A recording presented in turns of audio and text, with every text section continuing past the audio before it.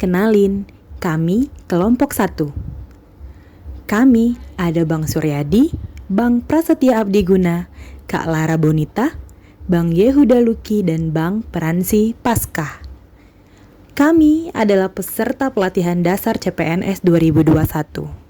Walaupun kami berbeda-beda, tetapi kami tetap satu, insan perhubungan. Kami bangga menjadi bagian dari Kementerian Perhubungan. Ini adalah cuplikan kami dalam berdiskusi menyelesaikan tugas kelompok ini. Masa pandemi COVID membuat kami harus bertatap muka secara virtual. Tetapi itu bukanlah sebuah hambatan, karena kami dididik menjadi pribadi yang penuh semangat dan inovatif. Soalnya kalau jelasin narasi gitu, nggak tahu backgroundnya nanti videonya apa gitu, saya bingung. Nah, iya makanya gue bilang kayaknya untuk 1-4 itu kita narasi aja deh. Nanti video untuk videonya contoh aku.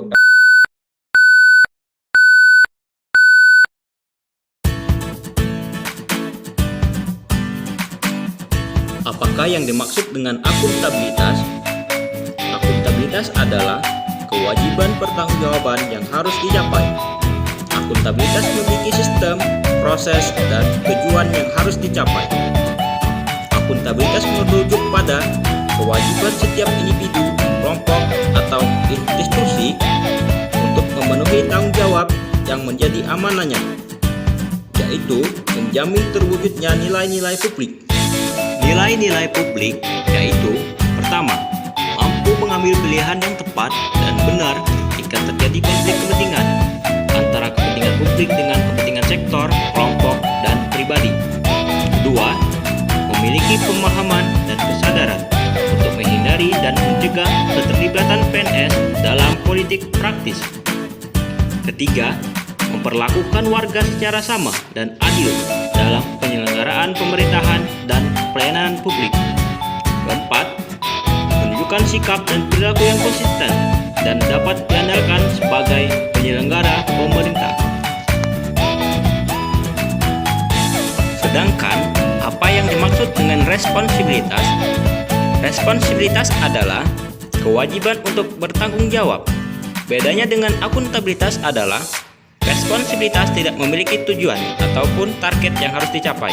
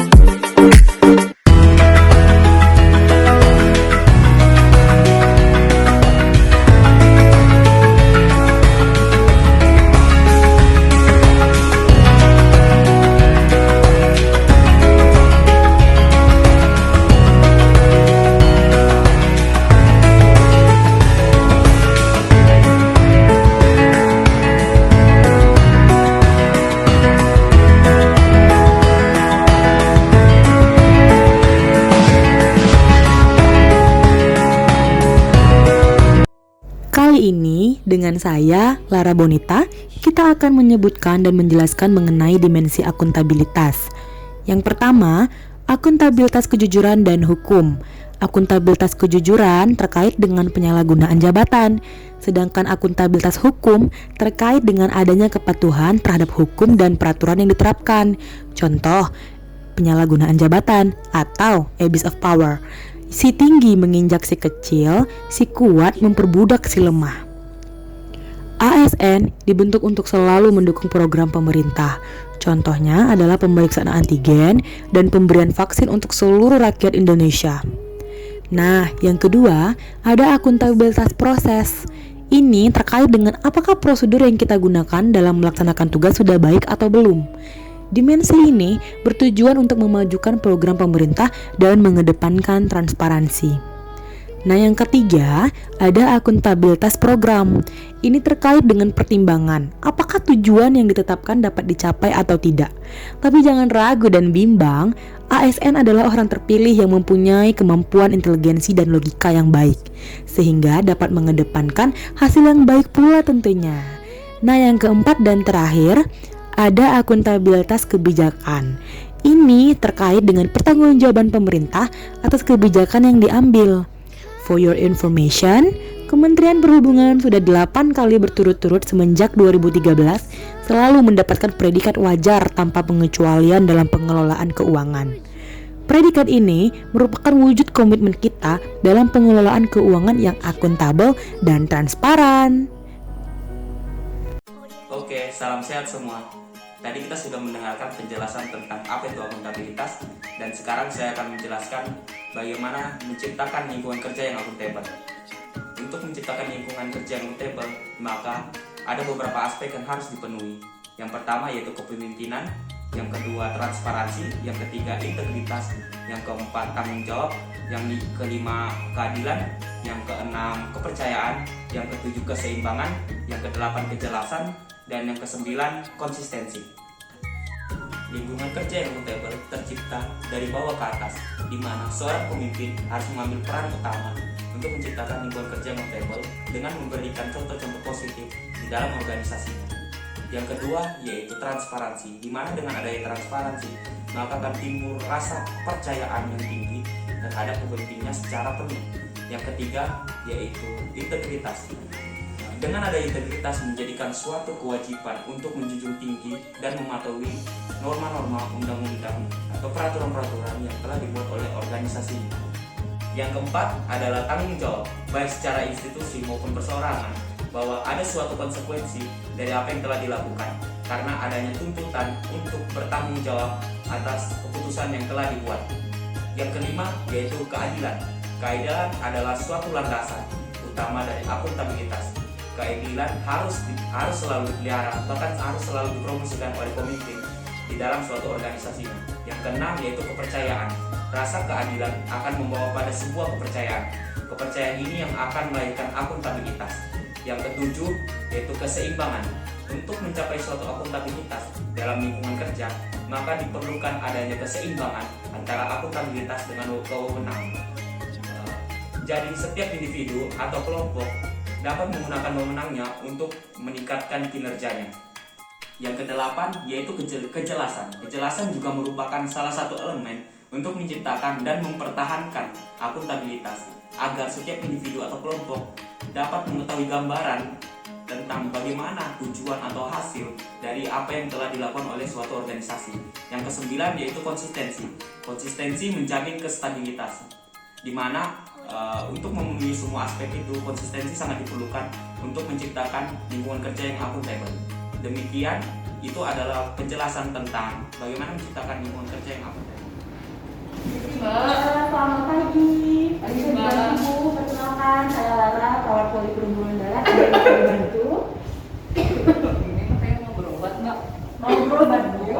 Oh iya, boleh. Ini nomor antriannya boleh diambil dulu. Dokter kita hari ini ada dokter kita ya, Bu ya. Oh, udah kita aja. Iya. Ada. Kalau ada yang lain nggak ada hal, Bu. Ya. Boleh diambil? Ya.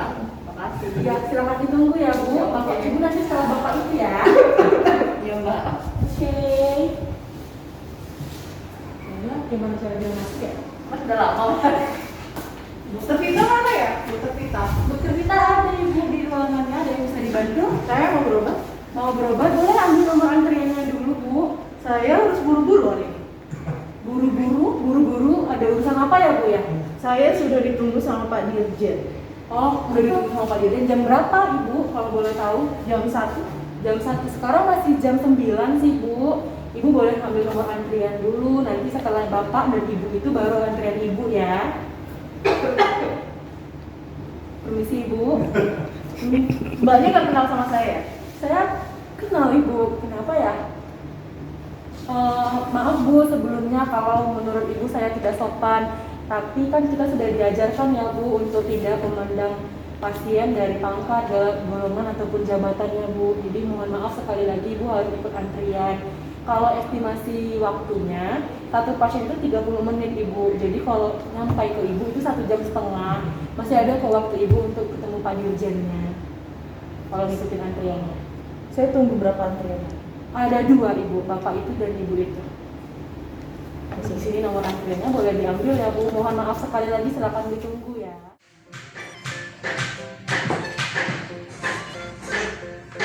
Ini tugas laporan buat sampai tadi dan ini udah mau langsung tuh. Oh iya, belum lah. Lihat di situ. Cek dulu laporannya. Nah itu belum tuh. Ini dulu. Ya, Dulu yang buat ya. nanti kalau saya kasih. Ya.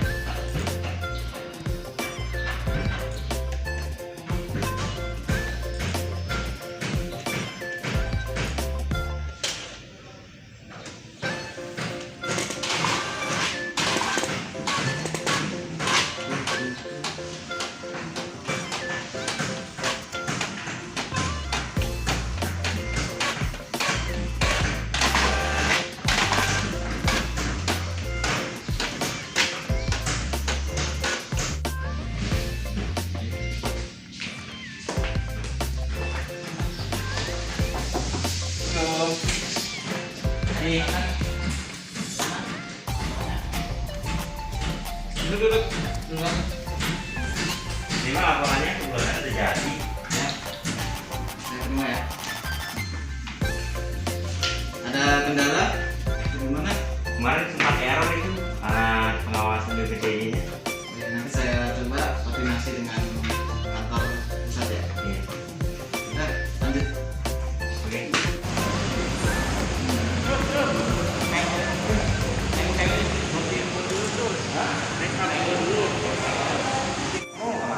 Istirahat dulu, makan siang. Tapi saya nggak bisa lama, karena mau ini benerin cek kendaraan sebentar, cek siap. Lama ya, yang lama ya, pakai buat lebih, yang lama ya.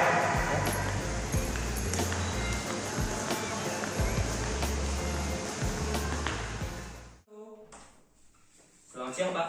Selamat siang. Mohon izin, tadi betul ada Bapak memanggil saya ke ruang sini. Iya, ini ada laporan untuk servis bulan ini, tolong diselesaikan ya. Oh baik Pak. Kira-kira laporannya kapan selesai? Saya usahakan 2 hari lagi, saya antar ke sini Pak. Saya tunggu besok jam 7 pagi ya. Oh siap Pak. Mari Pak, terima kasih. Ya, silakan kembali ke tempat. Mari Pak, siap Pak.